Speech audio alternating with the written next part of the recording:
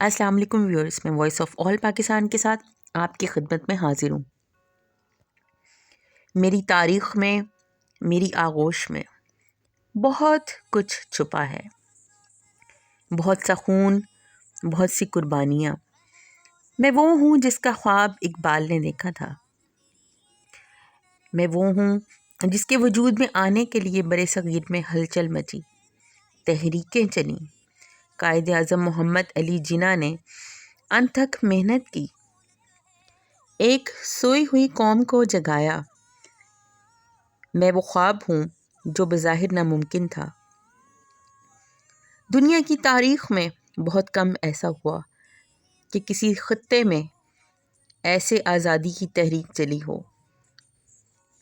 وہ مائیں، وہ بہنیں، وہ بیٹیاں جنہوں نے میرے وجود کو قائم کرنے کی خاطر اپنی عصمت، اپنے خاندان، اپنے بچوں، اپنے بھائیوں اور شوہر اور حتیٰ کہ اپنی جان کی قربانی دے کر جو خون کا نذرانہ مجھے دیا، وہ میں کیسے بھول جاؤں۔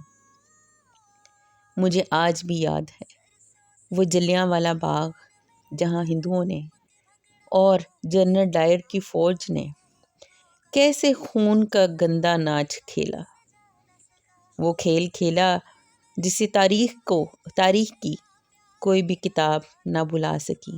وہ خون، وہ بچے، وہ سسکیاں، وہ آہیں، وہ میں کیسے بھول جاؤں۔ بہت کچھ چھپا ہے میرے اندر، وہ گھر گھر آگ کا کھیل، وہ بوڑھے، جوان، بچے، عورتیں بے سر و سامانی کے عالم میں، قافلوں کی صورت میں میلوں پیدل سفر کر کے کیسے سفر کرتے تھے، مگر ہر کسی کی آنکھوں میں ایک روشنی تھی، ایک امید تھی کہ وہ ضرور وجود میں آئے گا۔ وہ ہمارا خواب ہے، کیونکہ وہ خواب انہیں ایک ایسے شخص نے دلایا تھا جس کا نام جناح تھا، جو بظاہر ان لوگوں جیسا نہیں تھا۔ وہ شکل و صورت سے ایک خوبصورت دبلا پتلا سا نوجوان دکھتا تھا، انگریزی زبان میں مہارت رکھتا تھا، نہ داڑھی تھی نہ ملا تھا۔ وہ کون تھا جس کی باتیں برِ صغیر کے مسلمانوں کے دلوں میں گھر کر گئیں، اور اس نے ان کے دلوں میں ایک امید جگائی۔ وہ امید روشنی بن گئی اور مسلمانوں کے دلوں میں اپنا گھر کر گئی، اور دلوں میں جو امید اتر گئی تو بس مسلمان اس کے ساتھ ہو گئے۔ کچھ ساتھیوں نے ہمت کر کے اس نوجوان جس کا نام جناح تھا، اس کا ساتھ دیا۔ جناح مسلم لیگ میں شامل ہوئے اور اپنے مشن پر لگ گئے، اور پھر وہ سفر شروع ہو گیا جس نے آنے والے چند سالوں میں دنیا کا نقشہ ہی بدل دیا، دنیا کی تاریخ ہی بدل دی۔ جناح کو بہت سی پریشانیوں اور مشکلوں کا سامنا کرنا پڑا، کبھی گرے، پھر سنبھلے اور پھر کھڑے ہوئے۔ یہ مقابلہ کس سے تھا؟ آئیے میں آپ کو بتا دوں کہ یہ مقابلہ کس سے تھا۔ یہ مقابلہ دنیا کی طاقتوں، برطانوی سامراج، برطانوی فوج، ان کی چالوں، ہندوستان کے کٹر ہندوؤں کے دوگلے پن سے تھا۔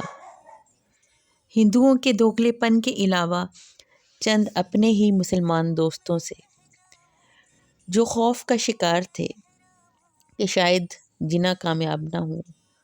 اگر جناح کامیاب نہ ہوئے تو ہمارا کیا بنے گا؟ اپنے ہی چند دوستوں سے، جو دوست کی شکل میں دشمن تھے اور جو پیٹھ پر وار کرنے والے غدار تھے، اور ان غریب مسلمانوں سے جو ہمت ہار چکے تھے۔ میرا وجود میں آنا اتنا آسان کہاں تھا۔ کئی سال یہ کھیل چلا، مگر وہ ایک شخص جن کا نام جناح تھا، انہوں نے ہمت نہ ہاری۔ شاید اپنے بلند حوصلے اور عقل مند ہونے کی وجہ سے ہی وہ ان مشکلات کا سامنا کر سکے۔ اور ایسے بلند حوصلہ اور عقل مند لوگ صدیوں میں ہی پیدا ہوتے ہیں، جن کو عقلی طور پر مات دینے کے لیے دشمنوں نے کئی جال بچھائے، کئی بار اکیلا پا کر بھی پھنسانے کی کوشش کی گئی، مگر جناح اپنی ذہانت اور جوان مردی سے ان معاملات سے بھی نکل گئے۔ کیا میرا وجود میں آنا اتنا ہی آسان تھا؟ پھر مجھے میرا نام دیا گیا، جس کی بنیاد لا الہ الا اللہ تھی۔ میں سمجھتا ہوں کہ یہ ہی بنیاد میرے وجود کی روح ہے، اور اس کے بغیر میں ادھورا ہوں۔ جب میں نے پہلی بار مسلمانوں کو یہ نعرہ لگاتے سنا، پاکستان کا مطلب کیا، لا الہ الا اللہ، تو جیسے میری روح میں جان ڈل گئی ہو، مجھے میرا وجود مل گیا ہو۔ جب یہ نعرہ برِ صغیر کے مسلمانوں کے دل کے اس کونے سے نکلتا جس سے ادا کرتے ہوئے ان کے چہروں پر ایمان کی لالی اور جسم اور روح میں حضرت علی اور حضرت خالد بن ولید جیسی طاقت محسوس ہوتی، اور جسم کے رونگٹے کھڑے ہو جاتے، اور وہ دل سے نکلا ہوا نعرہ ایسے عالم میں گونجتا جیسے در و دیوار ہل گئے ہوں۔ وہ جذبہ، وہ حوصلہ مجھے بدر اور فتح خیبر کی یاد دلاتا، اور میں یہ سوچتا کہ اس جذبے، اس حوصلے کو دنیا کی کوئی طاقت بھی مات نہیں دے سکتی۔ میرے دوستو، میں آپ کو اپنی یہ کہانی سناتا رہوں گا۔ میری کہانی سنیے گا اور مجھے بتائیے گا کہ میں کن کن حالات سے گزرا اور میں نے کیا کیا سہا، اور اب میرے ساتھ کیا سلوک کیا جا رہا ہے۔ میں آپ کو اپنی کہانی کا ہر پہلو بتاؤں گا، اور یہ بھی بتاؤں گا کہ میں نے کیا سیکھا۔ کیا آپ نے اس سے کچھ سیکھا؟ مجھے ضرور بتائیے گا۔ بہت شکریہ۔